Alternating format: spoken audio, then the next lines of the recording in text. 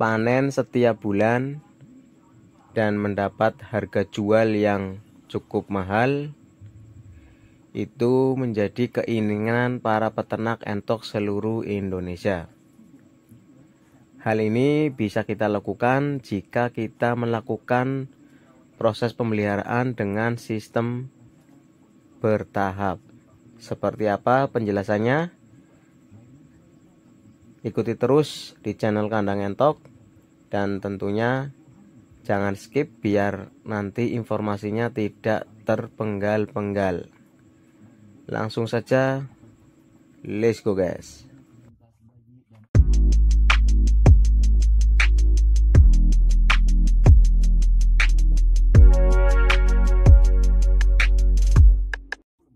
Selamat sore teman-teman semua yang mungkin baru bergabung. Jangan lupa untuk tekan tombol subscribe, like, and comment agar tidak ketinggalan informasi terbaru tentang dunia peternakan entok.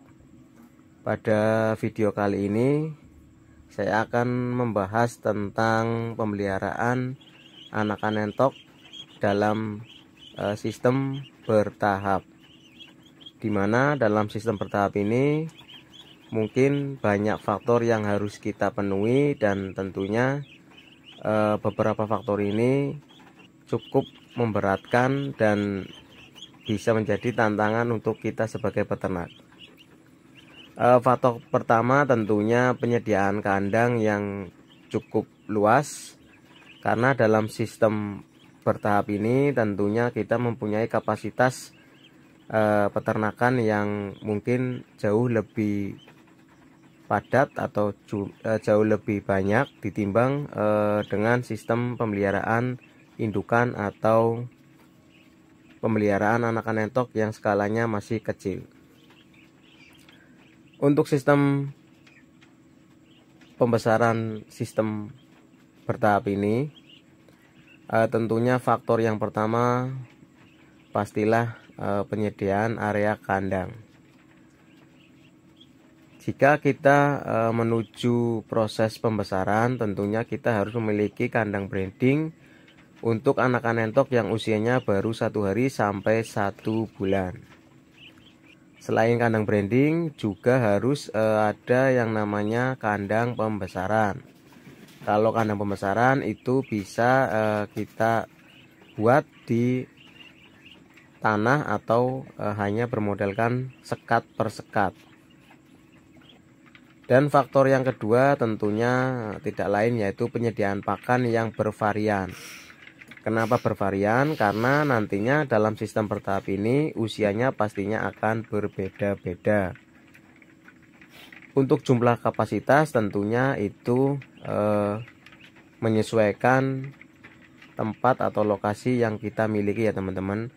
Jadi jangan memaksakan suatu yang memang bukan kapasitasnya. Jika memang kandang breeding itu hanya cukup untuk 50 ekor, ya lakukan sistem bertahap ini dengan minimal 50 ekor setiap minggunya. Kalau di kandang saya pribadi ini memang jenjangnya itu tidak per minggu ya teman-teman. Minimal saya membuat jenjang itu sekitar 3 minggu untuk setiap usianya.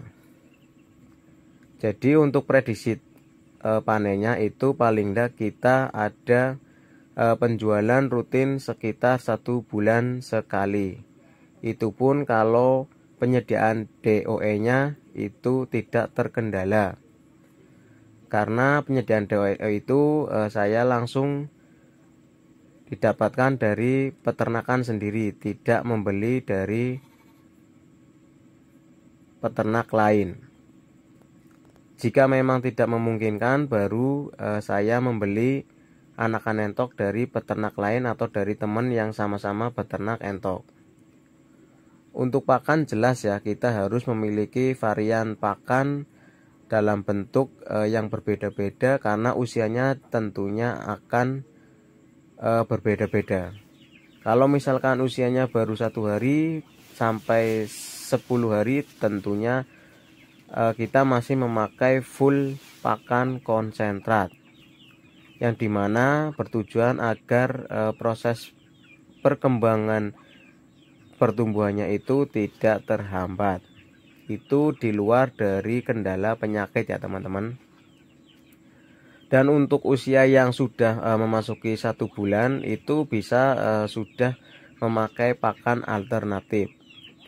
Yang perlu teman-teman catat atau digarisbawahi, pemberian pakan alternatif itu tetap menghitung kadar gizinya, tidak asal pakan alternatif.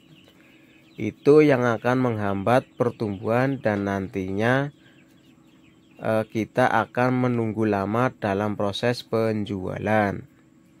Jika pertumbuhannya normal, tentunya dalam usia 2,5 bulan kita bisa menjual ternak kita ke pengepul. Seperti yang mungkin teman-teman lihat di video ini bervarian ya untuk anakan entok yang ada di kandang. Ada yang usia 3 bulan, 2 bulan, dan ada yang sudah sebagai indukan.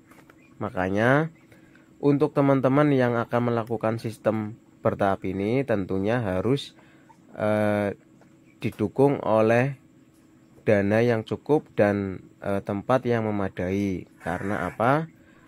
Bila sesuatu itu ada yang kurang, pastinya akan mengganggu dalam proses pemeliharaan. Untuk harga tentunya mengikuti harga pasar ya teman-teman. Jika harga pasar sedang naik ya tentunya harga panen juga akan naik. Untuk pencegahan virus tentunya jika teman-teman memang sudah pernah main vaksin ya lakukanlah vaksin yang bertahap.